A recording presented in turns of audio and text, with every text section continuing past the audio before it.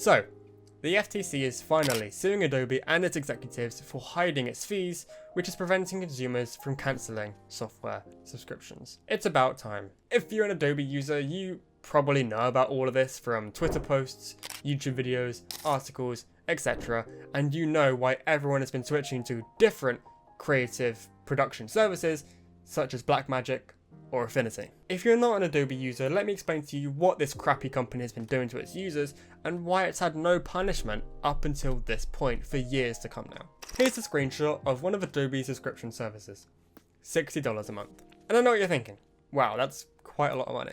And yes, it is, but that's not the worst part. You'll notice when you continue with your payment process, your monthly subscription has suddenly turned into an annual paid monthly subscription. What? So what does this mean? Well, when you click that buy button on Adobe's monthly purchase, you're signing a contract with Adobe that lasts 1 year. In other words, you're forced to pay up to $720 for their monthly service. Now, there is an actual monthly service, but that costs an extra $30 a month. Well, you're probably thinking $90 a month is a lot more than $60 a month in the long run when you reach 12 months. So just use the annual paid subscription and cancel it when you don't want it. No, because in Adobe's little contract that you sign, they slide in something called an early termination fee. If you continue with the payment process and decided 1 month after your payment that you don't want Adobe service anymore, you'd be forced to pay up to $330 as a cancellation fee. So what does the price depend on?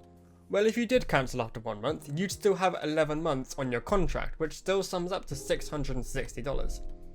So, the early termination fee is half of your remaining sum, which in this case is $330. So, for example, if you had 6 months remaining, the remaining sum of that money would be $360. 50% of that is $180, so that is what your early termination fee would be. How is that allowed? Well, it's not, which is why Adobe's being sued in the first place. And this article from the FTC says it all. They said that these consumers report that they were not aware of the existence of the early termination fee, or that the annual paid monthly plan required the subscription to continue for a year. The complaint notes that Adobe has been aware of consumers' confusion about the early termination fee. Adobe knows that us as the consumer, we're confused about the early termination fee and have no idea about it, yet Adobe have done absolutely nothing. Despite being aware of consumers' problems with the early termination fee, the company continues its practice of steering consumers to the annual paid monthly subscription while obscuring the early termination fee, according to the complaint. In addition to failing to disclose the early termination fee, Adobe also uses that to ambush users to deter them from cancelling their subscription. In other words, Adobe is using the early termination fee to stop us from cancelling our subscriptions, ergo, getting more money. And they've also alleged that when users do want to cancel, the process is so overly difficult. They're met with numerous pages, delayed calls, numerous transfers, and once they have finally reached that cancellation stage, Adobe is still willingly charging them money per month, even though they have cancelled and paid their early termination fee. But what annoys me the most is that this is exactly the same for their student services. Students who might not have as much money as an adult with a stable income, but would also need Adobe services for schoolwork or for college or university. You will still be charged a cancellation fee of up to $120 if you decide to cancel Adobe subscription within 40 months of paying as a student. Students can't afford that. What if a student doesn't need it for a year? What if a student only needs Adobe services for a semester or maybe a term? Well, just use the monthly plan then. What monthly plan? Students aren't given a monthly plan.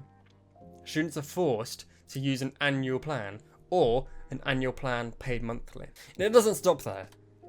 Moving aside from Adobe's really scummy pricing, we're going to move on to their terms of service because that is a different problem. Recently, Adobe made some changes to their terms of service, and I'm going to read it out because it is a mouthful. They stated that you grant us a non-exclusive worldwide royalty-free sub-license license to use, reproduce, publicly display, distribute, modify, create derivative works based on, publicly reform, and translate the content. Content means any text, information, communication, or material such as audio files, video files, electronic documentation, or images that you upload, import into, embed for use by, or create using the services and software. So what the hell does that mean? It means that Adobe has stated that they can do whatever they want with your content.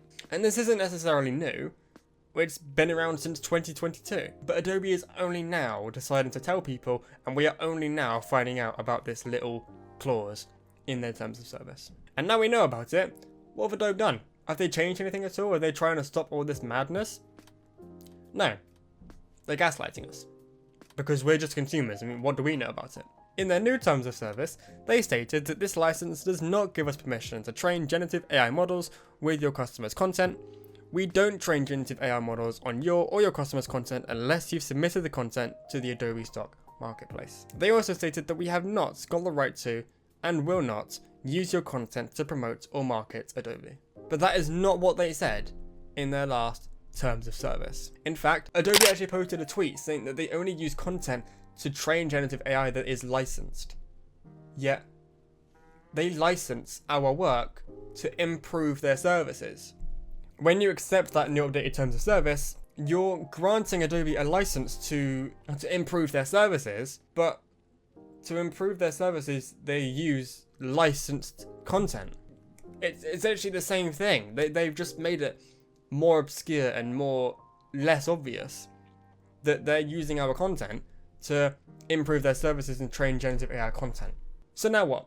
Are all the content creators finally going to switch services and leave Adobe in the dust? No. And here's why. Adobe's services are superior.